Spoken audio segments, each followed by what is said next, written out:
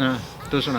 एक सामने भूत था, उसके उसको लड़का था, उसको सामने भूत लिखा। हाँ सामने भूत ने खा दिया। लड़की खाना खा रही थी, वो ने खा लिया वो खाना, और कौवा आया उड़ के और जंगल में आ गया और पानी पीने का पहले अंगूर खाने गया मोड़ के वहाँ, उसको अंगूर अच्छा लगा, वो पानी पी लिया तो अपना तो सो गया। नींद निकाली थी तो आ गई नींद, फिर उड़ गया तो दूध पी लिया।